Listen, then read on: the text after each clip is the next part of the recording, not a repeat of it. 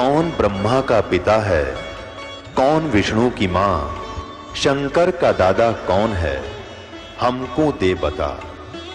ये जानने के लिए कृपया सुनिए। जगत गुरु तत्वदर्शी संत रामपाल जी महाराज के अमृत वचन सर्व पवित्र धर्मों के पवित्र शास्त्रों के आधार पर।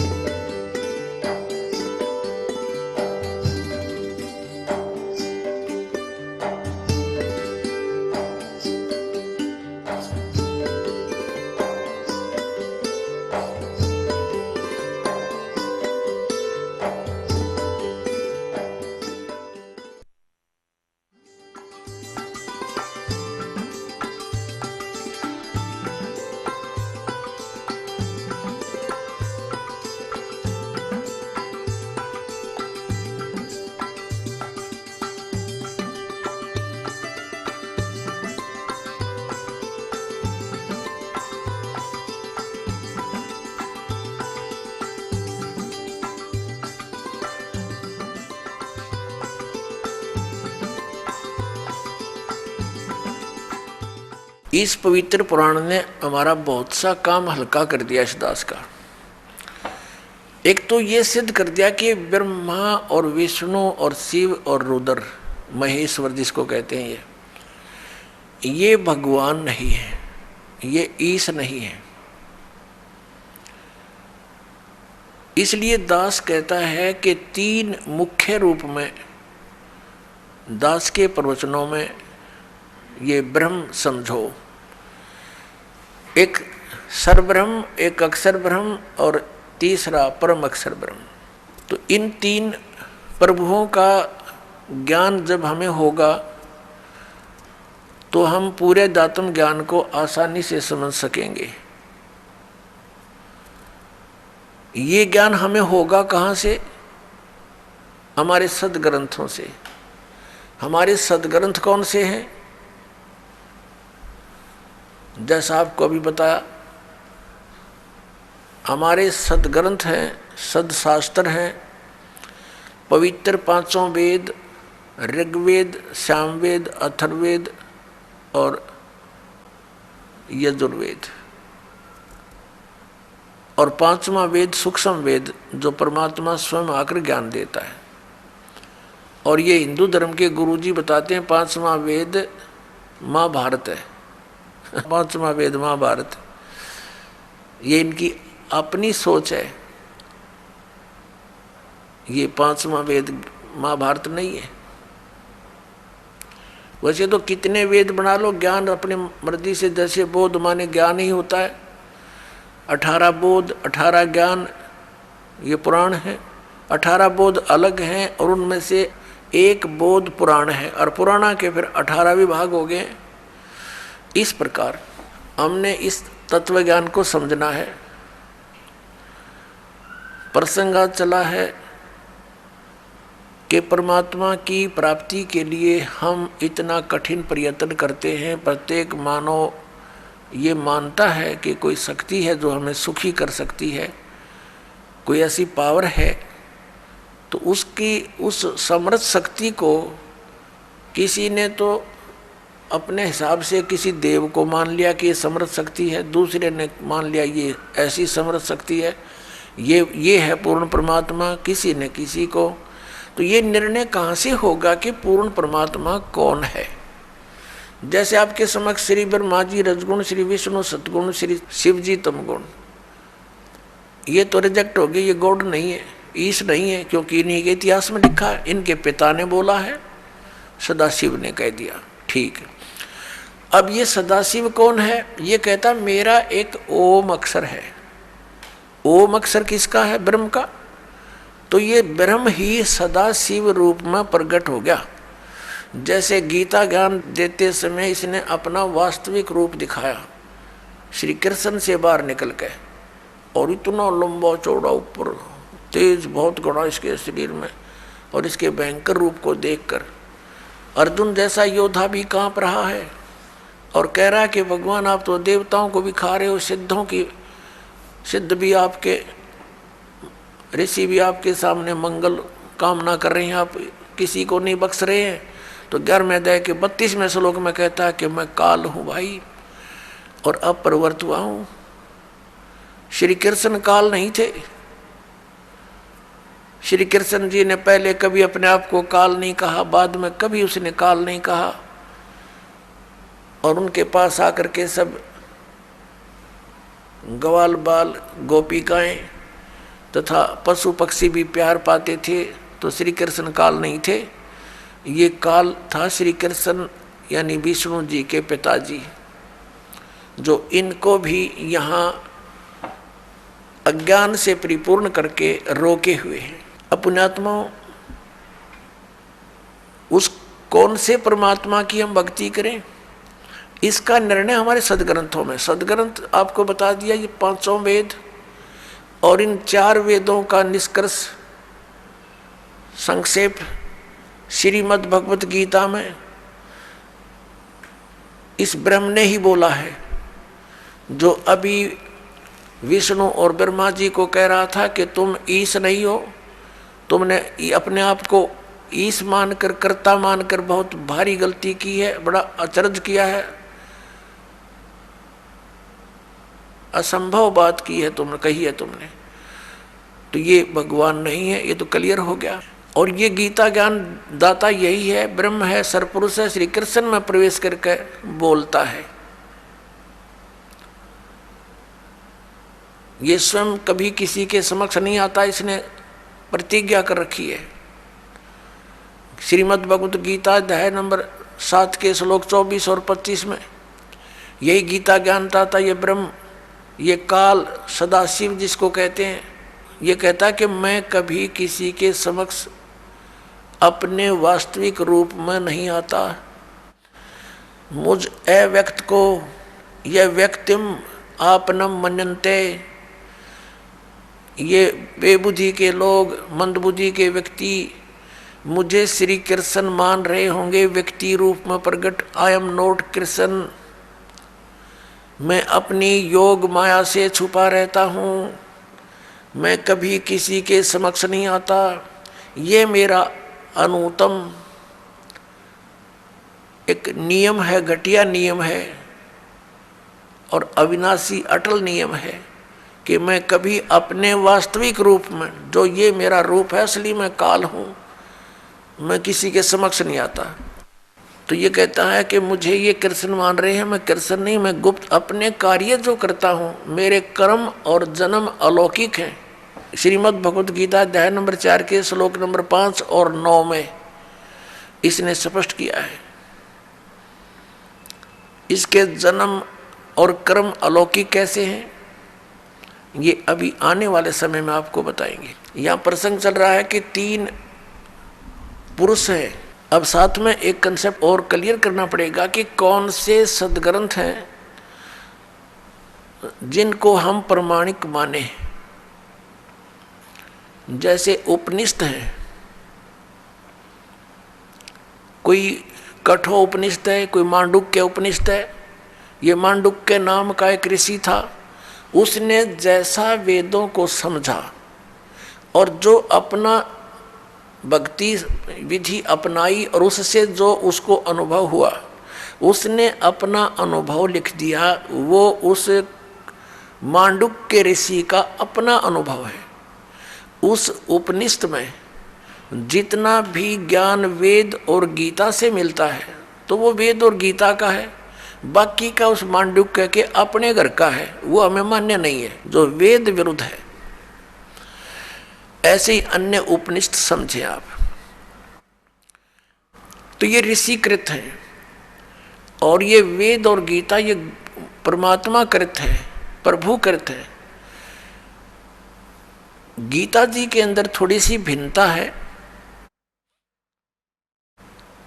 जैसे जो ज्ञान वेदों वाला है वो सही है, कुछ ज्ञान में इसने अपनी अटकल लगाई है। ब्रह्म ने जो वेदों में ज्ञान दिया वो तो पूर्ण परमात्मा ने दिया है, इसके अंदर फीड कर दिया, इसका उसमें कोई रोल नहीं रहा।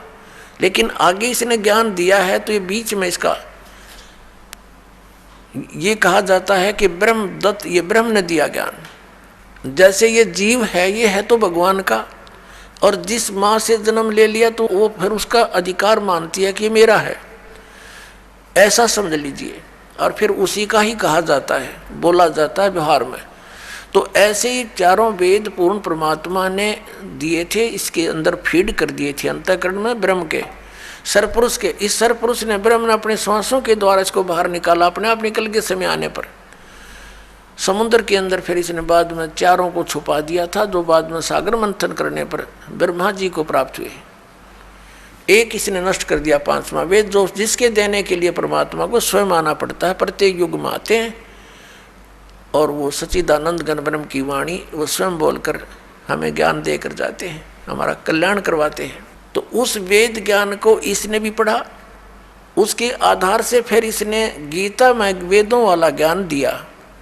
फिर साथ में युद्ध कराने के लिए इसने कुछ अपनी अटकल लाई, तो वो अटकल इसके अपने घर की है, वो वेद ज्ञान नहीं है। जैसे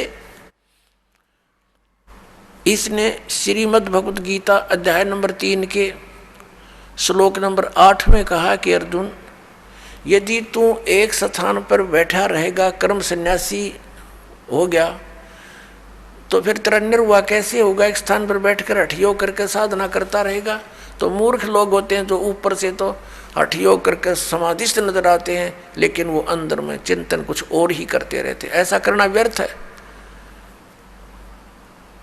फिर छठे अध्याय के 10, 11, 12, 13, 14, 15 तक इसने क्या बताया है? फिर अपनी विधि बताई है। और वो वेद ज्ञान है जो तीसरे अध्याय के 7, 8 मंत्र में दिया है, वो तो वेद ज्ञान कि यदि तू एक स्थान पर बैठकर हठ योग करता रहेगा तो तेरा फिर निर्वाह कैसे होगा? इस कर्म सन्यासी नहीं होना, कर्म योगी बन। फिर 8वें अध्याय के 7वें श्लोक में कहा कि युद्ध भी कर, मेरा स्मरण भी कर, ये वेद ज्ञान है। फिर इसने छठे अध्याय के 10 से लेकर 15 तक जो ज्ञान दिया है, उसमें इसके अपने घर का है मूर्ख बनाने के लिए। क्या बताता है? एक स्थान पर, अलग स्थान पर बैठ जा, नीचे कुसा हो, डाब हो, ऊपर मृगशाला हो, उसके ऊपर एक सुंदर कपड़ा हो स्वच्छ, फिर वो ना ऊंचा हो ना नीचा हो, ऐसा आसन हो, उस पर बैठकर अपने नाक के अग्रभाग पर ध्यान लगा और मन और इंद्रियों को रोक। ये इसके घर का ज्ञान है। वहां तो कह रहा है वो वेद ज्ञान है कि तू एक स्थान पर बैठा रहेगा, तू हठ योग करता रहेगा, तेरा निर्वाह कैसे चलेगा? और यहां ये अटकलबाजी अपनी बता रहा है। अब जैसे वो वेद ज्ञान कैसे है और ये वेद ज्ञान क्यों नहीं है, ये भी जानना अनिवार्य है। यजुर्वेद अध्याय नंबर 40 के मंत्र नंबर 15 में स्पष्ट किया है कि वायु अनिलम अमृतम अथिदम भस्मांतम शरीरम ओम कर्तु समर किलबे समर और कर्तुम समर। ओम नाम का सिमरण काम करते करते कर, विशेष कसक के साथ कर, और मनुष्य जीवन का परम कर्तव्य जानकर ओम का सिमरण कर। ऐसे ही सूक्ष्म वेद में कहा है परमेश्वर ने, नाम उठत नाम बैठत नाम सोवत जागवे, नाम खाते नाम पीते नाम से ती लागवे। नाम उठत नाम बैठत नाम सोवत जागवे, नाम खाते नाम पीते नाम से ती लागवे। काम करते करते, चलते फिरते, उठ के बैठ के, जब भी जैसे भी सुविधा हो, उठते चलते नाम का सेवन कर, और नाम से मोक्ष होगा। केवल नाम ही है मोक्ष का। बाकी जो अन्य साधनाएं हैं, जो हठ योग आदि हैं, वो मोक्ष मार्ग नहीं है। उससे अन्य उपलब्धियां होती हैं जो मोक्ष मार्ग में सहयोगी नहीं, बाधक होती हैं। उसे सिद्धियां आ जाती हैं, प्रभुता बन जाती है, फिर वो भगवान स्वयं प्रभु बन जाता है, प्रभु को भूल जाता है, उसका दुर्भाग्य होता है। तो इसलिए हमने वही क्रियाएं करनी चाहिए जिससे हमारा मोक्ष हो, हमें मोक्ष प्राप्ति हो। अब यहाँ प्रसंग चल रहा है, हम उसी पर आते हैं कि जो वेदों वाला ज्ञान श्रीमद् भगवत गीता में है वो बहुत ज़्यादा है। थोड़ी सी अटकल है इसकी अपनी। तो इसकी अटकल कैसी है? जैसे दूसरे अध्याय के 37 और 38 में एक बार तो कहता है कि अर्जुन तू सब लाभ हानि को भूल जा और युद्ध कर ले, और फिर तुरंत लाभ और हानि याद दिला रहा है कि यदि तू युद्ध में मारा गया तो स्वर्ग की प्राप्ति होगी, और यदि युद्ध में जीत गया तो तू पृथ्वी का राज भोगेगा, तेरे दोनों हाथों में लड्डू। तो ये इसकी अपनी बकवाद थी, जो उसको केवल युद्ध कराना ही उद्देश्य रखा हुआ था। अब यदि श्री कृष्ण जी गीता जी का ज्ञान दे रहे होते तो वो इतना जुल्म नहीं करवाते, क्योंकि वो तो बहुत युद्ध अप्रिय है, वो युद्ध करते ही नहीं, उनको युद्ध अप्रिय है। क्योंकि 3 बार गए थे वो शांति दूत बनकर, उनको इसी दृष्टिकोण से कहा करते थे, देखो भाई युद्ध बहुत बुरी चीज़ होती है, टाइम पास करना अपना टाइम पास कर लो, आधा आधा बांट लो। नहीं माने, फिर आखिर में क्या हुआ कि भगवान ने ये कह दिया भी ठीक है तुम नहीं मान रहे हो। श्री कृष्ण जी ने कहा कि एक तरफ मेरी सेना होगी, एक तरफ मैं हूँगा, और मैं हथियार भी नहीं उठाऊंगा। क्या वो महापुरुष और फिर ये कह सकता है, जब अर्जुन मना करे कि मैं नहीं युद्ध करना चाहता भगवान, और मैं तो ये चाहता हूँ कि मुझे निहत्थे को एक तीर मार के मार दे मुझे दुर्योधन, और मेरी मृत्यु से ये अनर्थ टल जाए, मैं यहाँ तक इच्छुक हूँ, और हम तो भीख मांग कर गुजारा कर लेंगे, ऐसा जुल्म हम नहीं करेंगे। और उस समय ये कह रहा कि ना युद्ध कर, तू मर गया तो स्वर्ग में जाएगा, और मैं युद्ध जीत गया तो राज भोगेगा। अब उसमें गंध भरने लग रहा है ये सारा। जब ये नहीं माना तो उसको ज्ञान देने लगा, ज्ञान के भी प्रश्न उत्तर करता रहा। अर्जुन सोचा था इससे पीछा छूटा, किसी तरह युद्ध मन बख्श दे। अंत में जब नहीं मानता दिखा अर्जुन, तो उसने विराट रूप दिखा दिया, भयंकर। अब कलेजा फट गया उसका, अर्जुन का। और लास्ट में फिर सारा कुछ ज्ञान देकर अपना, और कुछ वेदों का ज्ञान तो है इसमें अधिक। फिर लास्ट में 18 में जाए के 67-68 में पूछा है कि क्या तुझे ज्ञान हो गया, अब बोल क्या करेगा। अर्जुन बोला मैंने बहुत ज्ञान हो गया, मैं तो युद्ध करूंगा। अब उसने सारा दृष्टिकोण पढ़ लिया उसका कि ये युद्ध कराना चाहता है, और यदि मैंने मना कर दिया, इसने एक बार वो दृष्टि फिर दिखा दिया, मेरा हार्ट अटैक हो जाएगा, तो ये तो काम मेरा तो बनेगा। इसलिए अर्जुन ने कह दिया ठीक है भगवान, जो आपकी आज्ञा होगी वही करूँगा, और नाश करा दिया। अब हम आते हैं उसी निष्कर्ष पर, अपने आज के विषय पर। आज का विषय है कि हम परमात्मा की खोज में लगे हैं, और जाके ऊपर एती बीती, और कैसा है वो देश, अनल हक कहता चला मंसूर फांसी परवेश, और जाके ऊपर ऐसी बीती, कैसा होगा वो देश। हमें बताना चाहते हैं कि जिस देश को, जिस स्थान को पाने के लिए एक महापुरुष के ऊपर इतना बीता, ऐसा संघर्ष किया उसने, तो कैसा होगा वो देश। किसके विषय में? श्रीमद् भगवद गीता अध्याय नंबर 15 के श्लोक नंबर 4 में कहा कि अर्जुन, जब तत्वदर्शी संत तुझे मिल जा, उस तत्व ज्ञान रूपी शस्त्र से इस अज्ञान रूपी अंधकार का नाश करके उसके पश्चात परमेश्वर के उस परम पद की खोज करनी चाहिए, जहाँ जाने के बाद साधक फिर लौटकर कभी संसार में नहीं आते।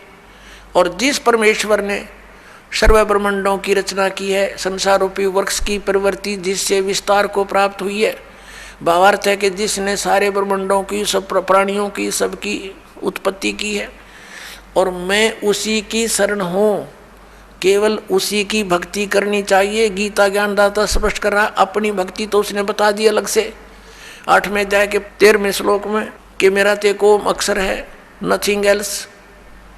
इसकी भक्ति करने से ब्रह्मलोक प्राप्ति होगी, वो परम गति है। वहाँ जाने के बाद भी फिर वापस आना होगा, ब्रह्मलोक में गए हुए प्राणी भी वापस आते हैं। और गीता ज्ञानदाता 2 अध्याय के 12वें श्लोक में, और 4 अध्याय के 5वें श्लोक में, और 9वें श्लोक में, 10वें अध्याय के 2 श्लोक में गीता जी में कहता है कि अर्जुन, तेरे और मेरे बहुत जन्म हो चुके हैं, तू नहीं जानता मैं जानता हूँ।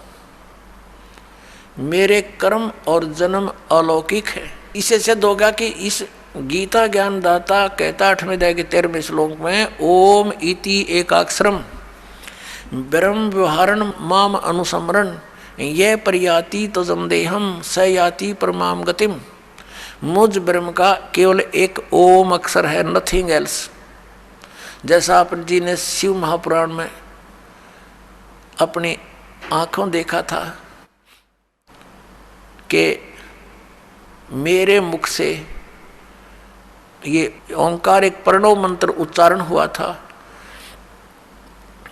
और ये एक अक्षर हो गया इन ए उ में बिंदु नाद से मिलकर इन 5 अवयवों से एकीभूत होकर के ये एक अक्षर हो गया, ओम अक्षर हो गया।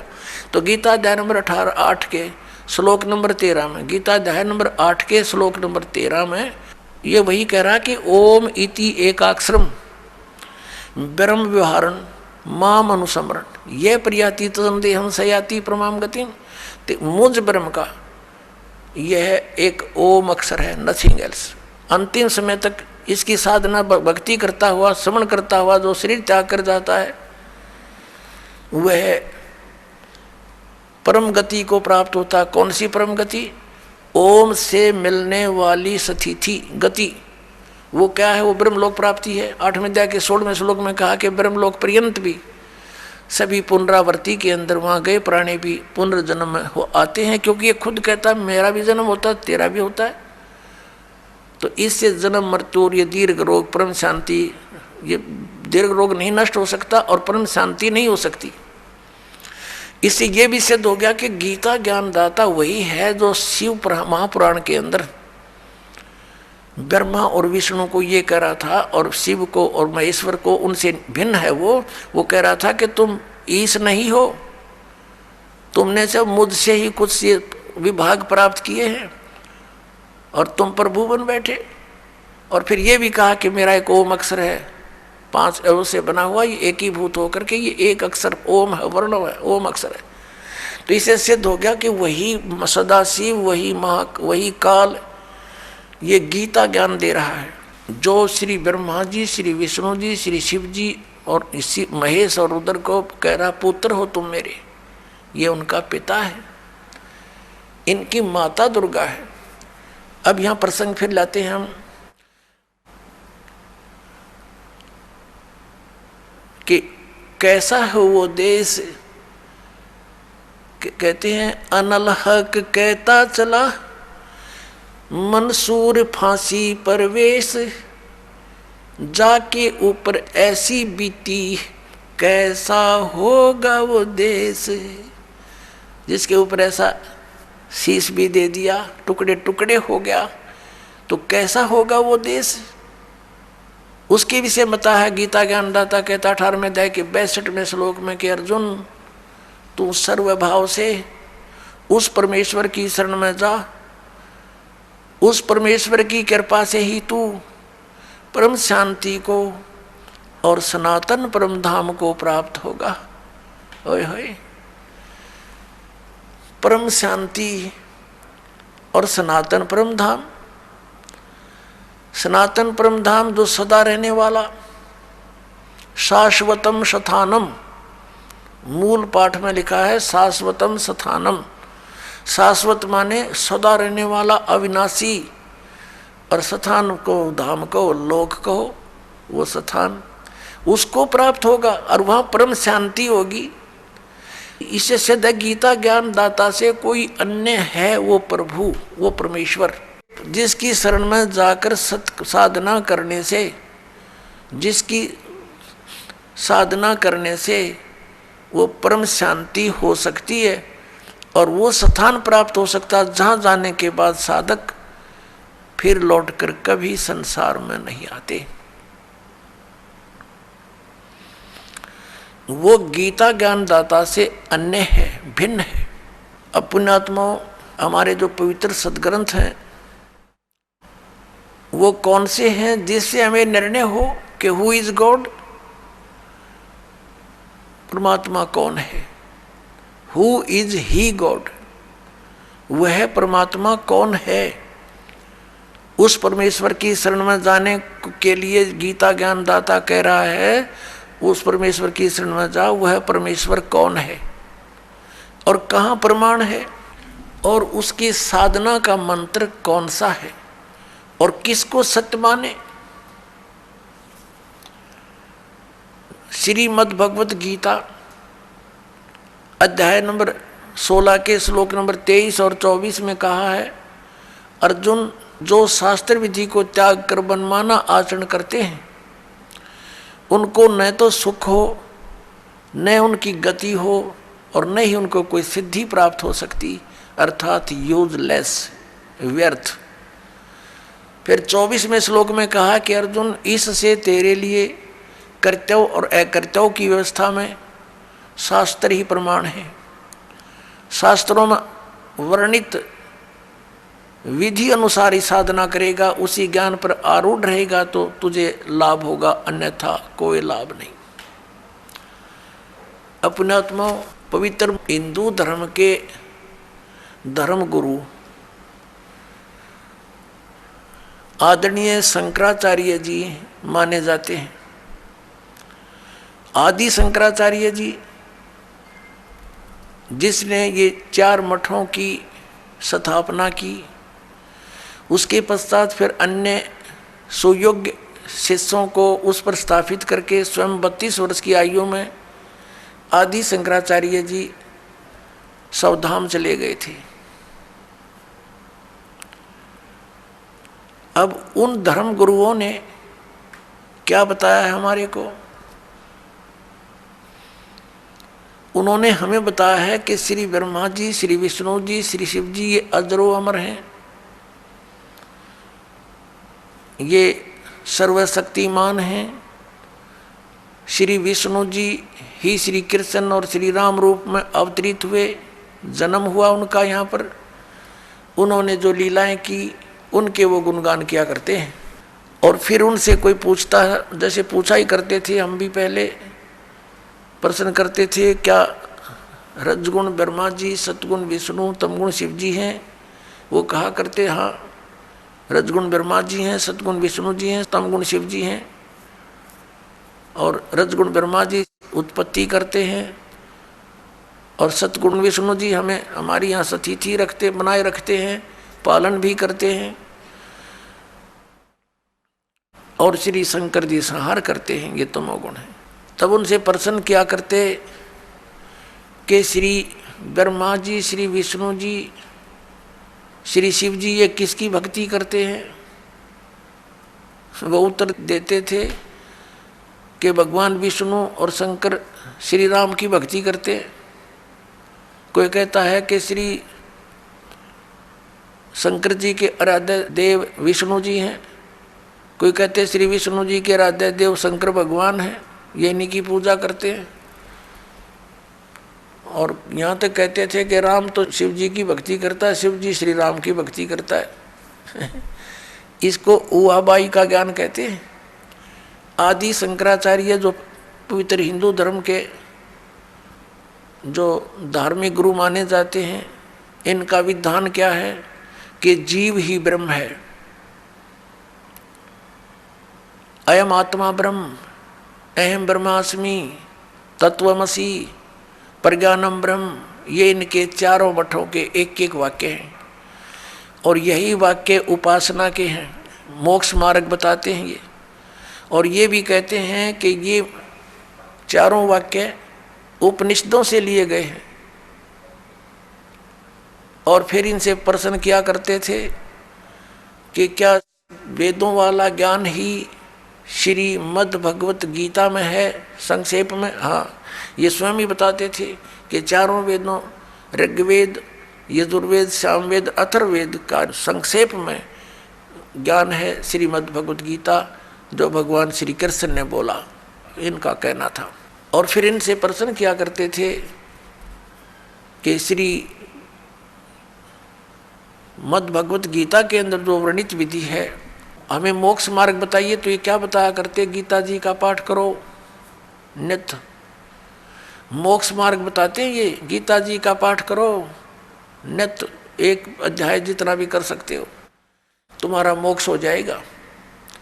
फिर क्या कहा करते थे? हरे राम हरे कृष्ण, हरे राम राम राम हरे हरे, ये मंत्र जाप करो। इन्होंने कैसा विभाजन कर रखा है कि ओम नाम का जाप तो सन्यासी करते हैं और अन्य के लिए अन्य नमः शिवाय, ओम नमः शिवाय, किसी के लिए हरे राम राम राम हरे हरे, कृष्ण कृष्ण हरे हरे, ये मोक्ष कर देगा। पुण्यात्माओं, एक तरफ तो इन शंकराचार्यों जी का मानना है कि जीव ही ब्रह्म है, और दूसरी तरफ ये कहते हैं श्री कृष्ण भगवान स्वयं, कृष्ण श्री कृष्ण भगवान है स्वयं, श्री राम भगवान स्वयं। और फिर उदाहरण देते हैं कि एक समय जिस समय द्रौपदी का चीर हरण हो रहा था तो भगवान ने द्वारका से दौड़कर आकर उसकी लाज रखी। फिर उदाहरण देते हैं कि जैसे एक बार गज और ग्रहा यानी मगरमच्छ लड़ रहे थे, गज ने भगवान को पुकारा, भगवान नंगे पैरों दौड़ के आया, उसकी रक्षा की। और फिर ये भी उदाहरण देते हैं, ये बोले समाज को, अपने अनुयायियों को कहते हैं कि भगवान कैसे दयालु हैं कि श्री रावण को अंगद भी मार सकता था, हनुमान भी मार सकता था, लेकिन वो अपने हाथों से मारकर उनका उद्धार करना चाहते थे, उनको परम गति देना चाहते थे। ऐसे ही कंस को भी अपने हाथों से मारकर उसको परम गति दी, क्योंकि भगवान के हाथों से मरने से परम गति हो जाती है। अब पुण्यात्माओं, ये कोई बात हो इनकी, ये कोई ज्ञान है, कोई आधार है इनके ज्ञान का? एक तरफ तो कह रहे हैं जीव ही ब्रह्म है, तुम ब्रह्म, तुम स्वयं ही परमात्मा है। जैसे एक उदाहरण देते हैं, ये इनके इतिहास को दास ने पढ़ा, इनके सदग्रंथों को देखा, उदाहरण दे रखा है कि एक व्यक्ति, एक शिष्य गया गुरुजी के पास कि मैं किस देव की, किस भगवान की उपासना करूं, मुझे उसका ज्ञान कराइए।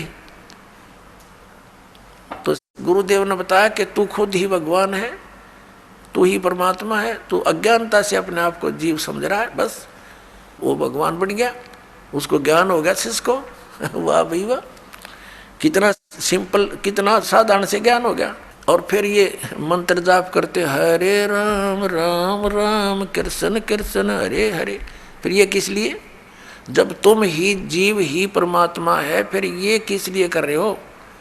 ये कीर्तन किसका कर रहे हो? भगवान का। भगवान तुम राम को भी मानो, श्री कृष्ण को भी भगवान मानो, और विष्णु जी भी भगवान, शंकर भी भगवान, नारायण भी भगवान थारे। और फिर नो के जीव ब्रह्म, और ब्रह्म को कहते हो तो सर्वव्यापक है, निराकार है, यानी आत्मा को कहते हैं कि ये आत्मा ही सर्वव्यापक है और परमात्मा कोई नहीं, जीव ही ब्रह्म है। फिर नो कहें कि उसका गज की रक्षा के लिए, हाथी की रक्षा के लिए भगवान दौड़े दौड़े आए। देख, सिर पैर नहीं इनके ज्ञान का। ये तो ऐसी कथा है इनकी जैसे एक दादी माँ अपने पोत्र पोत्रियों को शाम के समय सुलाते समय कथा सुनाया करती। एक बुढ़िया कथा सुना रही थी, बच्चे सो नहीं रहे थे रात्रि के समय। कह रही थी, बेटा एक मकान पर एक भूतनी बैठी थी, प्रेतनी, लंबे लंबे दांत थे, मोटी मोटी आंखें थी, और पीछे से पैर मुड़े हुए थे, उसके घुटनों से पीछे ऐसे बैठी थी, उसके पैर काम नहीं करते, मुड़े हुए थे। और जो बच्चे रात्रि के समय देर तक जागते हैं ना, उनको उठाकर दौड़ जाती है। अब बच्चे कहने लगे, दादी माँ जिसके पैर मुड़े हुए हों वो दौड़ेगी कैसे? तो बुढ़िया कहती है, सो जा हाउ आ जाएगा। अब बच्चे पूछते हैं, वो हाउ कैसा होता है? कि तुम ही तो हाउ हो, सर दर्द कर रखा, पड़ जाओ। इनका तो यो ज्ञान है इन शंकराचार्यों का, और कितने देश को भ्रमित करे बैठे। आज का जो विषय हम उसी पर आते हैं कि श्री ब्रह्मा रजगुण, श्री विष्णु सतगुण, श्री शंकर तमगुण, महेश्वर तमगुण, ये भगवान नहीं है। ये तो आपको सिद्ध ही कर दिया दास ने, इन्हीं के इतिहास में दिखा दिया, श्री शिव पुराण में और विद्वेश्वर संहिता के अध्याय नंबर 7, 9 और 10 के अंदर।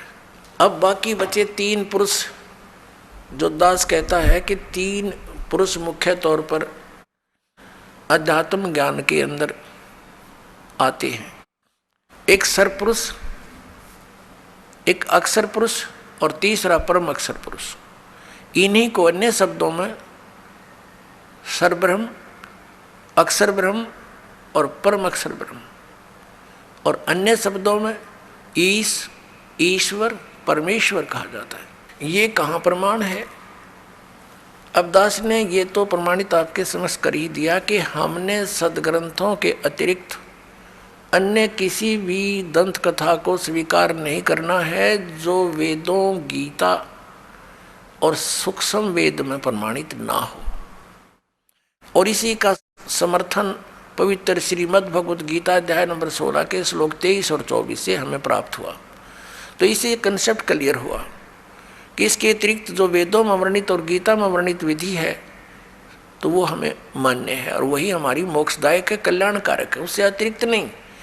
अब ये जैसे शंकराचार्य जी और अन्य जितने भी हिंदू धर्म के गुरुजन हैं, ये श्रीमद् भगवद गीता को सर्वधारीय बताते हैं, अनमोल ग्रंथ बताते हैं और भगवान श्री कृष्ण जी द्वारा दिया गया एक अनमोल रतन बताते हैं। वास्तव में तो ये ज्ञान किसने बोला? इनकी बुद्धि वहाँ तक पहुँच नहीं सकती, क्योंकि तो बाल बुद्धि वाले हैं, इनका तो कोई ज्ञान का सिर पैर नहीं है। फिर भी ये दास उसको समझाने के लिए पूरा प्रयत्न करेगा और सत्य है जो दास बताएगा वो फाइनल है, सदग्रंथों में प्रमाणित है। अब ये जाप करते हैं हरे कृष्ण हरे राम और कई तरह देरा देशा मिला दे, या ओम नमः शिवाय, और बाकी का आपको बता ही दिया कि अयम ब्रह्म, अयम आत्मा ब्रह्म, या आत्मा ही ब्रह्म है। बता फिर क्यों डले डोरे हो? जब आत्मा ही ब्रह्म है तो बैठो आराम से। तो कुत्ते की आत्मा ही ब्रह्म है, फिर तो शहर से पट्टे करती फिर हवा। अरे हम यहाँ बुरा हाल हुआ पड़ा है, अज्ञान के कारण हम ऐसे आप पे दंत कथा बना बैठे, ना वेद ज्ञान और न इनके पास कोई अन्य शास्त्र से परिचित, ये अपना दंत कथा बना रखी है। अपने आत्मा श्रीमद् भगवद गीता में जो विधि वर्णित है भगवान के स्मरण की, उसके अतिरिक्त जो नाम जाप किए जाते हैं वो शास्त्र विधि को त्याग कर मनमाना आचरण है, वो यूजलेस है। हरे राम हरे कृष्ण कृष्ण कृष्ण हरे हरे ओम नमः शिवाय आदि ये मंत्र व्यर्थ हैं। और बाकी ये ओंकार, रंकार, ज्योति निरंजन, सतनाम आदि ये 5 नाम है, ये व्यर्थ है। अकाल मूर्त शब्द स्वरूपी राम सतपुरुष, ये व्यर्थ नाम है, ये मोक्षदायक नहीं है, ये उपमात्मक नाम है। उस सतपुरुष को तो हमने पाना है, उस अकाल मूर्त को तो पाना है जिसके गुण गाए जा रहे हैं। उसकी विधि प्रोसीजर अलग है उस परमेश्वर के पाने का। जैसे जमीन में जल है, पृथ्वी के अंदर जल है, तो जल पानी नीर, जल पानी नीर कहते रहो, लेकिन वो मिलेगा कैसे वो जल पानी नीर? उसका प्रोसेस न्यारा है, उसका प्रोसीजर अलग से है। हैंड पंप लगाया जाता है और तब वो जल पानी नीर मिलता है। ऐसे अकाल मूर्त सर्वस्वरूपी राम सतपुरुष परम अक्षर ब्रह्म जिसको हम खोज रहे हैं, उसके पाने की वे ऑफ वर्शिप सदग्रंथों से ही लेनी है, किसी की दंत कथा लोक वेद से नहीं लेनी। श्रीमद् भगवत गीता में 8वें अध्याय के 13वें श्लोक में लिखा है कि ओम इति एकाक्षरम ब्रह्म व्यवहारण माम अनुसमरण यह परियाति तजन देहम स याति परमाम गतिम। गीता ज्ञानदाता कहता मेरा एक ओम मंत्र है, एक अक्षर, ओनली एक ओम अक्षर है, नथिंग एल्स, और इससे वो परम गति होगी जो ओम से हो सकती है। ओम से कौन सी होगी? ब्रह्म प्राप्ति, ब्रह्मलोक प्राप्ति। और ब्रह्मलोक में गए हुए प्राणी भी पुनरावृत्ति के अंदर है। ये खुद कहता अर्जुन तेरे और मेरे बहुत जन्म हो चुके, गीता ज्ञानदाता कहता है तू नहीं जानता मैं जानता हूँ। तो ओम वाली गति भी श्रेष्ठ नहीं है। इसलिए 7वें अध्याय के 18वें श्लोक में गीता ज्ञानदाता ने कहा है कि ये सभी ज्ञानी आत्मा है तो उद्धार परमात्मा के लिए समर्पित हैं, लेकिन ये मेरे वाली अनुत्तम गति में ही आश्रित हैं। ये मेरे ओम नाम से मिलने वाली जो परम गति ब्रह्म लोक प्राप्ति है, वहाँ तक जाने के ही साधना तक सीमित है। वहाँ गए हुए प्राणी भी फिर जन्म मृत्यु में आएंगे, इनको परम शांति नहीं हो सकती। परम शांति के लिए तो उसने कंसेप्ट क्लियर कर दिया है 18वें अध्याय के 62वें श्लोक में कि अर्जुन तू सर्वभाव से उस परमेश्वर की शरण में जा, उसकी कृपा से ही परम शांति को और सनातन परम धाम को प्राप्त होगा। मेरे साधना से तुझे वो गति नहीं हो सकती जिससे परम शांति और सनातन परम धाम यानी सतलोक प्राप्त हो जावे। उसके लिए इसने कंसेप्ट क्लियर कर दिया है कि मैं नहीं जानता, उसके लिए तत्वदर्शी संतों को खोजो, चौथे अध्याय के 34वें श्लोक में। और तत्वदर्शी संत की पहचान भी बता दी है 15वें अध्याय के 1 श्लोक में कि ऊपर को जड़ वाला, ऊर्ध्व मूलम अधः शाखम, अश्वत्थम प्रायो अवम, छंदासी यस्य पर्णानि, यह तम वेद से वेदवित। ऊपर को जड़ और नीचे को तीनों गुण रूपी शाखा वाला। श्रीमद् भगवद गीता अध्याय नंबर 15 के श्लोक नंबर 1 का निष्कर्ष दास बता रहा है कि ऊपर को तो जड़ समझो उस संसार रूपी वृक्ष की, और नीचे को शाखा है। 15वें अध्याय के दूसरे श्लोक में स्पष्ट कर दिया कि ये तीनों गुण रूपी शाखा, रजगुण ब्रह्मा, सदगुण विष्णु, तम गुण शिव जी। अब यहाँ केवल हिंट दिया गीता ज्ञानदाता ने, इसका कोई विस्तृत ज्ञान नहीं दिया। उसके लिए ऑप्शन छोड़ दिया कि तत्वदर्शी संत बताएंगे, और फिर पहचान बता दी। तत्वदर्शी संत कौन होगा? वो तत्वदर्शी संत की क्या पहचान है कि जो इस उल्टे लटके हुए संसार रूपी वृक्ष के सभी विभाग बता देगा। स वेदवित, वह वेद के तात्पर्य को जानने वाला है, वो तत्वदर्शी संत है। तो ये ज्ञान परमात्मा ने स्वयं आकर के 600 वर्ष पहले उस परम अक्षर ब्रह्म ने अपने मुखारविंद से बोलकर कबीर वाणी में उस 5वें वेद में, सूक्ष्म वेद में बोला था। उस कबीर परमात्मा ने, उस धाणक कबीर ने, जुल्हाए कबीर ने, वो परम अक्षर ब्रह्म है, उन्होंने बोला था अक्षर पुरुष एक पेड़ है, निरंजन यानी सरपुरुष वा की डार, और तीनों देवा शाखा हैं ये पात रूप संसार। ये ज्ञान परमात्मा ने 600 वर्ष पहले दिया था। देखिएगा, ये उल्टा लटका हुआ संसार रूपी वृक्ष जानो। परमेश्वर कबीर देव जी ने, कबीर साहब ने, परम अक्षर ब्रह्म ने 600 वर्ष पहले ये ज्ञान दिया था कि अक्षर पुरुष एक पेड़ है और सरपुरुष वा की डार, और तीनों देवा शाखा हैं ये पात रूप संसार। जो जमीन से बाहर दिखाई देता है वो हिस्सा पेड़ कहलाता है, वृक्ष कहलाता है, और जड़ें गुप्त होती हैं, प्रोक्ष होती हैं, अनविजिबल होती हैं, लेकिन होती हैं। तो परमात्मा ने स्वयं आकर के ये ज्ञान बताया था कि इस संसार रूपी वृक्ष के सब पार्ट्स बताए थे।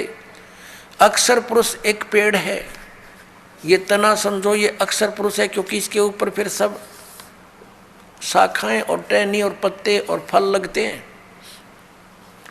तो अक्षर पुरुष समझो तना है उसका। कबीर गॉड गिवन ज्ञान है ये सूक्ष्म वेद। कबीर अक्षर पुरुष एक पेड़ है, निरंजन इसको सर पुरुष भी कहते हैं, वा की डार, और तीनों देवा, रजगुण ब्रह्मा, सतगुण विष्णु, तमगुण शिव जी, ये शाखा हैं, और पात रूप संसार ये तना है अक्षर पुरुष। इसके फिर एक मोटी डार निकली, इसको जानो सरपुरुष, ये ब्रह्म, सरब्रह्म भी कहते हैं इसको, सरपुरुष या सरब्रह्म। ज्योत निरंजन भी इसी का, इसको कहते हैं, काल भी इसी को कहते हैं। और इसकी 3 शाखाएं फिर निकली, रजगुण ब्रह्मा, सतगुण विष्णु और तमगुण महेश यानी शिव, और पात रूप संसारे। और ये जड़ कौन है? ये परम अक्षर ब्रह्म है, ये पूर्ण ब्रह्म परमेश्वर है। ये कौन है? अब ये इधर पता लगेगा ये कौन है। ये पूर्ण ब्रह्म कबीर साहब, ये कबीर देव हैं, वो काशी वाले कबीर, जिसको जुल्हा कबीर, धाणक कबीर एक कवि की संज्ञा दे के छोड़ दिया था। ज्ञानता से लाल को एक कौड़ी मान रखा था। इस दास ने इस लाल को परखा है और आपके सामने रखा है। अब यहाँ प्रसंग आया है कि जो उल्टे लटके हुए संसार रूपी वृक्ष के सर्व विभागों को भिन्न भिन्न बता देगा। स वेदवित, वो वेद के तात्पर्य को जानने वाला है, वो तत्वदर्शी संत है। अब तत्वदर्शी संत की भूमिका करने के लिए स्वयं परमेश्वर आते हैं, सचखंड से चलकर आते हैं, सतलोक से तीसरे मुक्ति धाम से उस ध्यूलोक के तीसरे पृष्ठ पर परमात्मा स्वयं विराजमान है, एक देशीय है, साकार है, मनुष्य दृश्य है। और वहां से वो गति करके सह शरीर आते हैं और यहाँ अपनी अच्छी आत्माओं को मिलते हैं, उनको तत्व ज्ञान समझाते हैं, क्योंकि वो इन अज्ञानी ऋषि महर्षि नाचार्यों से अज्ञान ग्रहण किए हुए होते हैं। उनको फिर ये तत्व ज्ञान दिखाते हैं, अपनी सतिथि से परिचित कराते हैं, सचखंड सतलोक ले जाकर वापस छोड़ते हैं, अपना गवाह बनाते हैं। फिर वो संत उस परमेश्वर के द्वारा प्राप्त ज्ञान और आँखों देखे उस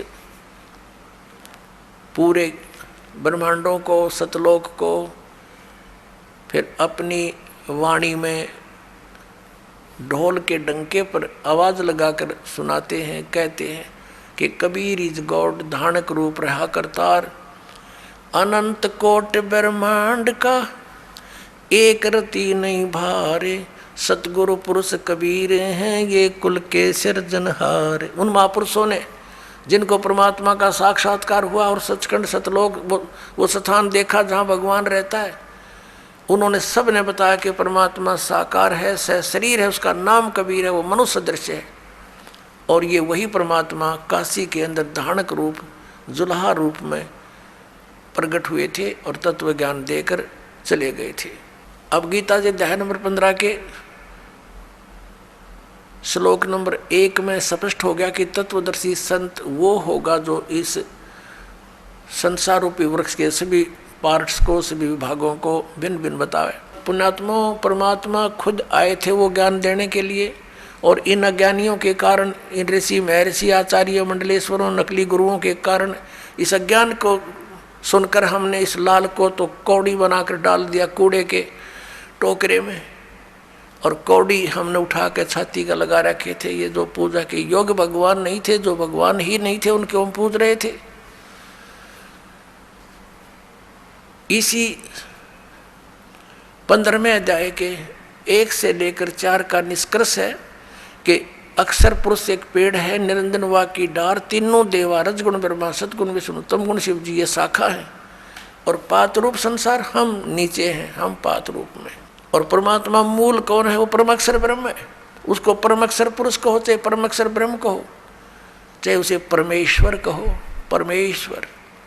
अब फिर क्या बताया है कि 15वें अध्याय के 4 श्लोक में कहा कि उसके पश्चात उस तत्व ज्ञान रूपी शस्त्र अर्थात उस अज्ञान नाशक हथियार के द्वारा इस अज्ञान का नाश करके, यानी तत्व ज्ञान समझकर उसके पश्चात परमेश्वर के उस परम पद की खोज करनी चाहिए, जहाँ जाने के बाद साधक फिर लौटकर कभी संसार में नहीं आते, उनको पूर्ण मोक्ष प्राप्त होता है। और जिस परमेश्वर ने सब ब्रह्मांडों की रचना की है, अब गीता ज्ञानदाता तो इस संसार रूपी वृक्ष के यानी ब्रह्मांडों का रचनहार भी नहीं है, क्योंकि गीता जी अध्याय नंबर 15 के श्लोक नंबर 3 में कहा कि अर्जुन, इस संसार रूपी वृक्ष का यानी सारे ब्रह्मांडों की जानकारी मैं नहीं जानता।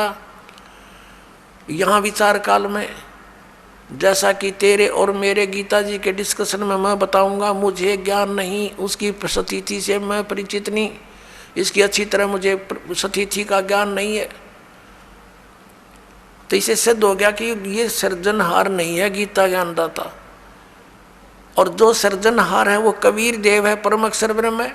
उसने अपने द्वारा रची हुई सृष्टि को स्वयं आकर के बताया है। क्या बताया है कि अक्षर पुरुष एक पेड़ है, निरंजन वा की डार, और तीनों देवा शाखा है, ये पात रूप संसार। अब उस मूल को छोड़ के बाकी सब डिस्कस कर दिया भगवान ने, और उसके लिए इस दास को भेज दिया कि मूल कौन है। बता तो पहले भी गए थे कि हम ही अलखला हैं, कुतुब गोस और पीर, और कह कबीर खालिक धनी हमारा नाम कबीर। हम सारी सृष्टि के रचनहार हैं और मैं खुद परमात्मा हूँ, लेकिन हमने इन अज्ञानियों के विधान अनुसार उस भगवान को नहीं पहचाना कि कबीर इज गॉड। और इनफैक्ट कबीर इज गॉड। अब सब प्रमाणित आपके सामने होंगे, वास्तव में कबीर भगवान है। तो पुणात्मा हमने भगवान चाहिए, और सदग्रंथों में प्रमाणित वही भगवान जो हमारे सदग्रंथ वेद और गीता जो बताती है, उसमें जो प्रमाण है वही गॉड। उसके लक्षण मिलते हैं वो भगवान, वो गॉड, और उससे लक्षण नहीं मिलते तो गॉड नहीं है। तो फिर हमने उसकी आवश्यकता क्या है? तो गीता जी अध्याय नंबर 15 के श्लोक नंबर 16 और 17 में 3 पुरुष बताए, एक सरपुरुष, दूसरा अक्षर पुरुष और तीसरा परम अक्षर पुरुष। अब गीता जी अध्याय नंबर 8 के श्लोक नंबर 1 में अर्जुन ने पूछा कि भगवान, गीता ज्ञानदाता से पूछा कि आपने 7वें अध्याय के 29वें श्लोक में जिस तत्ब्रह्म के विषय में कहा है कि उस जो व्यक्ति जरा और मरण से छूटने के लिए ही प्रयत्नशील हैं, जरा माने वृद्धावस्था, बुढ़ापे का संकट, और मरण माने मृत्यु, इन दोनों से जो छूटने के लिए प्रयत्न कर रहे हैं, अन्य कोई डिमांड संसार के नहीं कर रहे हैं, तो वो उस तत्ब्रह्म से परिचित हैं और सारे आत्म ज्ञान से और सभी कर्मों से वो परिचित हो चुके हैं। तब अर्जुन ने पूछा 8वें अध्याय के प्रथम मंत्र में कि किम तत्ब्रह्म, किम अध्यात्म, किम कर्म पुरुषोत्तम, क्योंकि वो तो पुरुषोत्तम मान रहा था उसने श्री कृष्ण को। कौन? अर्जुन। तो उसने पूछा कि फिर वो कौन है तत्ब्रह्म? 8वें अध्याय के 3 श्लोक में गीता ज्ञानदाता ने कहा कि वो परम अक्षर ब्रह्म है। अब उसे परम अक्षर ब्रह्म कहो, परम अक्षर पुरुष कहो, एक ही बात है। 8वें अध्याय के 5 और 7 में गीता ज्ञानदाता कहता है कि अर्जुन तू युद्ध भी कर, मेरा स्मरण भी कर, मुझ में भावित रहकर मुझ में श्रद्धा रख के भक्ति करता हुआ शरीर छोड़कर जाएगा तो मुझे प्राप्त होगा। 8वें अध्याय के 6 श्लोक में कहा कि अर्जुन ये विधान है कि अंत समय में जो जिसके ऊपर आसक्त होता है, जिसमें जिसकी भावना रहती है, जिसके ऊपर वो भावित रहता है भाव में, उसी को प्राप्त होता है। यही सूक्ष्म वेद में कहा कि जहाँ आशा ता बासा होई, मन कर्म वचन सुमरियो सोई। अब आज तक के जितने भी पवित्र हिंदू धर्म के धर्मगुरु थे, इन्होंने गीता जी के अध्याय नंबर 5 और 7 का तो अनुवाद कर दिया। अनुवाद माने अपने प्रवचनों में इसका तो वर्णन करते रहे कि भगवान कहता मेरी शरण में आ जा, तो युद्ध भी कर मेरी शरण में आ जा। लेकिन 8वें अध्याय के 8, 9, 10 भी गीता जी में लिखे हुए, उनके विषय में टिप्पणी क्यों नहीं की इन्होंने आज तक? क्योंकि ये इनको ज्ञान नहीं था, ये तत्व ज्ञान से अपरिचित है, ये स्वयं भी भ्रमित है, पूरे समाज मानव समाज को इन्होंने भ्रमित कर रखा है। उसमें क्या कहा? 8 और 9 और 10 में कहा कि उस परम अक्षर ब्रह्म की साधना करने वाला उसी को प्राप्त होगा, उसकी साधना करने वाला उसी को प्राप्त होगा। उसके मंत्र के बारे में 17वें अध्याय के 23वें श्लोक में कहा कि उस सच्चिदानंद घन ब्रह्म के पाने का इस 3 मंत्र की साधना है, 3 मंत्र की का जाप करना है। ओम तत्सत इति निर्देश है ब्रह्मण तिर्विध समर्थ। ब्रह्मण माने सच्चिदानंद घन ब्रह्म का, इस ओम तत्सत ये 3 मंत्र का जाप 3 विधि से करने, स्मरण करने का है। 3 विधि है इसके स्मरण करने की। और ओम तो ये सरपुरुष का, सरब्रह्म का, ब्रह्म का कहो, ये तो सार्वजनिक रखा है। और तत् और सत ये सांकेतिक है, ये दास बताएगा इस पृथ्वी पर। इस दास के अतिरिक्त किसी के पास ये यथार्थ मंत्र नहीं है, और ना यथार्थ ज्ञान है आज तक किसी के पास नहीं था। या तो भगवान के पास था, भगवान ने जब स्वयं आकर बोला था, या उन महापुरुषों के पास था जो उनसे परिचित हुए थे, उसके पश्चात ये बिल्कुल लुप्त प्राय हो गया था। उसको पुनः जागृत करने के लिए इस दास की सेवा दी परमेश्वर ने। इस दास को भेजा है आप पुण्यात्माओं के तक इस सत संदेश को पहुंचाने के लिए।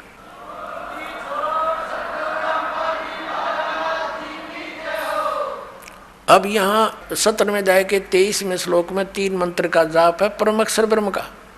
तो 8वें अध्याय के 8, 9, 10 श्लोक में कहा है कि उस तत्वदर्शी संत से वो कोड वर्डों में लिखे हुए यथार्थ मंत्र प्राप्त करके जो उस परमेश्वर परम जो पुरुष की यानी परमेश्वर की साधना करता है, परम अक्षर ब्रह्म की, तो अंत समय में भक्ति के बल से उस मंत्रों के जाप की साधना की शक्ति से उसको प्राप्त हो जाता है।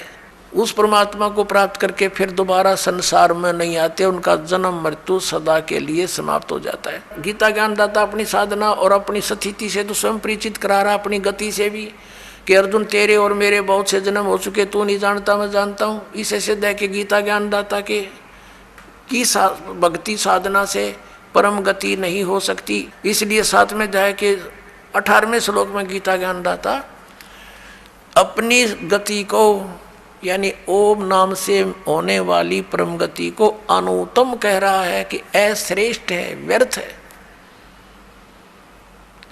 अपनात्माओं 15वें अध्याय के 16 और 17 श्लोक में 3 प्रभु गति क्लियर है, 3 पुरुष, एक सरपुरुष एक अक्षर पुरुष। और सरपुरुष और अक्षर पुरुष के विषय में बताया कि ये भी दोनों नाशवान हैं और इनके अंतर्गत जितने प्राणी हैं वो भी नाशवान हैं। आत्मा किसी की मरती नहीं, वो तो विषय अलग है, कुत्ते की भी ना मरती, न तो गधे की भी नहीं मरती, आत्मा अलग है। तो कहने का भाव ये है कि सरपुरुष भी नाशवान, अक्षर पुरुष भी नाशवान। वैसे अक्षर पुरुष का अर्थ होता है अविनाशी, लेकिन ये भी व्यर्थ, ये भी नाशवान है, लेकिन ये काफ़ी चिरस्थायी है, इसका जीवन बहुत लंबा चौड़ा है। आने वाले समय में आपको यह कंसेप्ट भी क्लियर करेंगे कि कितना अविनाशी है। इसलिए 15वें अध्याय के 17वें श्लोक में उस परम अक्षर ब्रह्म के विषय में कहा है, परम अक्षर पुरुष के विषय में कहा है कि उत्तम पुरुष है तू अन्य परमात्मा इति उदाहरत है, यह लोक तरम अविषय विवर्ती अव्यय ईश्वर है। उत्तम पुरुष यानी श्रेष्ठ परमात्मा प्रभु तो कोई अन्य है। ऊपर 15वें अध्याय के 16वें श्लोक में वर्णित सरपुरुष अक्षर पुरुष से कोई अन्य है और है, और वही परमात्मा का कहलाता है। परमात्मा माने भगवान, श्रेष्ठ आत्मा। अपने आत्मा जहाँ हम रह रहे हैं यहाँ ये परमात्मा के लक्षण है। किसी की टांग टूट गई, किसी का कैंसर हो रही है, किसी का बेटा मर गया, किसी की बेटी मर गई, किसी का पूरा परिवार नाश हो गया एक्सीडेंट या किसी अन्य कारण से, तो क्या ये परमात्मा का स्थान है? परमात्मा का अर्थ है दुख ना दे, सुख ही सुख दे, उसको भगवान कहते हैं। तो यहाँ लिखा है कि वो तीसरे नंबर का जो परम अक्षर ब्रह्म है, परम अक्षर पुरुष है, वो है वास्तव में भगवान, वो परमात्मा कहा जाता है। और यह लोक चरण अविषय विवर्ती, जो तीनों लोकों में प्रवेश करके सबका धारण पोषण करता है। जैसे संसार रूपी उल्टे लटके हुए वृक्ष की जड़ें ऊपर हैं, यानी वो परम अक्षर ब्रह्म है, ऊपर तीसरे मुक्ति धाम में रहता है, ध्रुवलोक के तीसरे पृष्ठ पर विराजमान है, वहाँ रहता है। और वहाँ से वो जड़ समझो सारे संसार की, उससे सब उत्पत्ति हुई है, वही सबका धारण पोषण करता है। जैसे वृक्ष को जड़ से मूल से ही आहार प्राप्त होता है, सब पूरे पेड़ का पालन जड़ से ही होता है, मूल से होता है। तो वो मूल तो परम अक्षर ब्रह्म है, उसको परम अक्षर ब्रह्म कहो, परम अक्षर पुरुष कहो। और तनायु अक्षर पुरुष है, और उसके बाद डार जो है वो सर पुरुष है, ये ब्रह्मा विष्णु महेश का पिता। और उसके फिर 3 पुत्र हैं, 3 शाखा है उसकी, उस डार की, रजगुण ब्रह्मा, सतगुण विष्णु, तमगुण शिव जी। और उससे आगे फिर ये यहाँ के जितने भी जीव हैं वो लटके हुए हैं। तो ये कंसेप्ट क्लियर हो गया कि इस भक्ति मार्ग के अंदर ये 3 पुरुष हैं, सरपुरुष, अक्षर पुरुष और परम अक्षर पुरुष। और परम अक्षर पुरुष की साधना के लिए यो गीता ज्ञानदाता स्पष्ट करा कि उसकी शरण में जा, उसकी साधना कर, उसी से पूर्ण मोक्ष होगा। फिर अन्य की साधना किस लिए हम करते हैं, अन्य की पूजा किस लिए करते हैं? अज्ञानता के कारण। तो इस तत्व ज्ञान से और इस दास से आपको पता लगेगा कि हु इज गॉड, वो कौन है परमात्मा, और क्या उसकी पूजा की विधि कौन सी है। तो फिर थोड़ा सा काम रह जाएगा भक्ति करनी। और वो भक्ति इतनी आसान है, नाम उठत नाम बैठत नाम सोवत जागवे, नाम खाते नाम पीते नाम सेती लागवे। जैसे हठियों किया करते थे, खड़े होकर तपस्याएं करते थे, ये कोरी बकवाद थी, ये मनमाना आचरण था।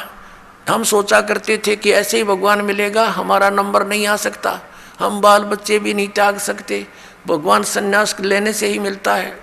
ये अज्ञानता से हमारी सोच थी। अब तत्व ज्ञान की रोशनी से हमें ज्ञान हो गया कि वो तो डले डोया करते।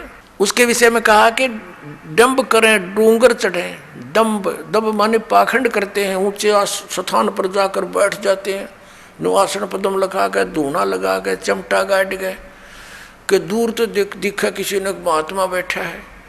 और हमने सोचा करते भाई यूँ मिला कर भगवान अज्ञानता के कारण। उसके विषय में सुख संवेद में कहा है कि डंब करें डूंगर चढ़ें। डूंगर माने ऊंचे स्थान पर, पहाड़ी पर बैठ जाते हैं। डंब करें डूंगर चढ़ें अंतर्जीनी झूल, और जग जाने बंदगी कराइए वो है सूल बबूल है। जनता ने सोचे ये भक्ति कर रहा है तो बबूल के सूल बोल किकर के कांटे वो रहा अपने अगत में, क्योंकि साधना शास्त्र विरुद्ध है। तप से राज राजमद मानम, जन्म तीसरे शुक्र स्वानम। तपेश्वरी सो राजेश्वरी, राजेश्वरी सो नरकेश्वरी। जितना अधिक तप करेगा उसको अधिक राज मिलेगा, अधिक राजा अधिक समय तक नरक में डाला जाता है। क्योंकि तप से राज राजमद मानम, इतना अभिमान हो जाता राजा में, आगा पीछा कुछ नहीं देखता, ना जाने कैसी सजाएं दे डालता है, ना जाने कितने जीवों को मरवा डालता है अपने राज को सुरक्षित करने के लिए। फिर उस बच्चों को सारे भोगने पड़ते हैं। तो परमात्मा कहते हैं जग जाने बंदगी करें, ये वो है सूल बबूल। तो अपने आत्माओं आपका सौभाग्य, आपको सत्संग सुनने को और तत्व ज्ञान सुनने को मिला। बोलो सतगुरुदेव।